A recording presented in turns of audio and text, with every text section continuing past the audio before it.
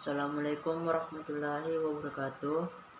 Perkenalkan, nama saya Alfiram Dasudo, Stambuk A40120082. Baik, pada kesempatan kali ini saya akan mereview materi-materi dari yang pertama hingga yang terakhir. Baik, yang pertama, materi tentang hakikat sains. Hakikat sains atau ilmu pengetahuan alam adalah ilmu pengetahuan atau kumpulan konsep, prinsip, hukum, dan teori yang dibentuk melalui proses kreatif yang sistematis, melalui inquiry yang dilanjutkan dengan proses observasi atau empiris secara terus-menerus, merupakan suatu upaya manusia yang meliputi operasi mental, keterampilan, dan strategi memanipulasi dan menghitung yang dapat diuji kembali kebenarannya, yang dilandasi dengan sikap keinginan, keteguhan hati, ketekunan yang dilakukan oleh individu untuk menyingkap rahasia alam semesta. Materi kedua tentang keanekaragaman makhluk hidup. Di sini kita mempelajari tentang biosfer dan makhluk hidup, keanekaragaman makhluk hidup, asal mula kehidupan di bumi, persebaran dan sejarah perkembangan makhluk hidup, satuan dalam biosfer, dan biodiversitas. Baik, untuk materi yang ketiga tentang makhluk hidup dan lingkungannya. Di sini kita mempelajari tentang bagaimana hubungan antara makhluk hidup dengan lingkungannya. Dapat digambarkan seperti hubungan antara individu, populasi, komunitas, ekosistem, dan biosfer. Untuk materi yang keempat tentang pertumbuhan dan perkembangan makhluk hidup. Pada materi ini kita mempelajari tentang pertumbuhan dan perkembangan pada makhluk hidup, pertumbuhan dan perkembangan pada tumbuhan, pertumbuhan dan perkembangan pada hewan, tahapan perkembangan manusia, dan metamorfosis dan metagenesis.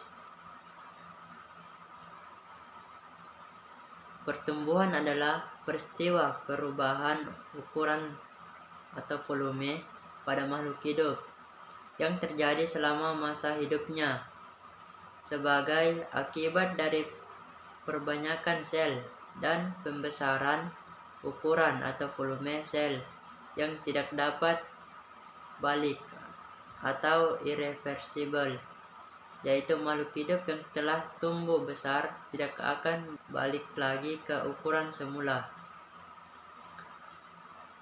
Perkembangan yaitu suatu proses perkembangan makhluk hidup menuju tingkat kedewasaan yang ditandai dengan adanya perubahan struktur dan fungsi masing-masing organ tubuh hingga perubahan yang terjadi semakin kompleks. Baik, materi kelima tentang anatomi tubuh manusia. Pada materi ini kita mempelajari tentang sistem kerangka, sistem otot, sistem peredaran darah, sistem pernapasan, sistem pencernaan, sistem urinaria, sistem reproduksi, sistem saraf, dan sistem endokrin. Untuk materi yang keenam yaitu tentang organ dan sistem organ. Organ adalah gabungan dari berbagai jenis jaringan yang terorganisir dalam fungsi tertentu. Salah satu contoh organ yaitu lambung. Lambung merupakan salah satu organ yang menyusun sistem pencernaan.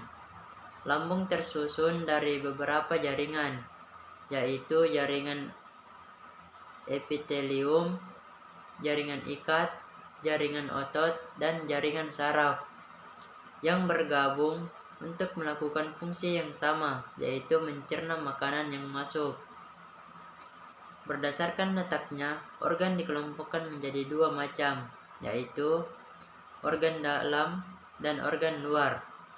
Organ dalam contohnya lambung, hati, jantung. Sedangkan organ luar contohnya kulit, mata, telinga, dan hidung. Sistem organ. Sistem organ merupakan bentuk kerjasama antar organ untuk melakukan fungsi-fungsi tertentu, sehingga proses yang berlangsung di dalam tubuh suatu organisme dapat berjalan dengan baik sesuai aktivitas hidup organisme yang bersangkutan. Dalam melaksanakan kerjasama ini, setiap organ tidak bekerja sendiri, melainkan organ-organ saling bergantung dan saling mempengaruhi satu sama lain.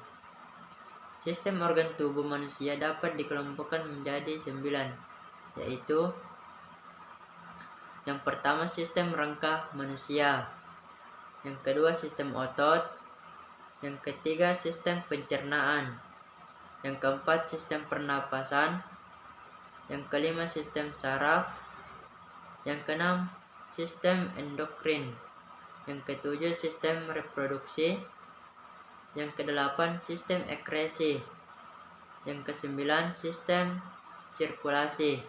Demikian pemaparan materi dari saya. Lebih dan kurangnya mohon dimaafkan. Saya akhiri. Assalamualaikum warahmatullahi wabarakatuh.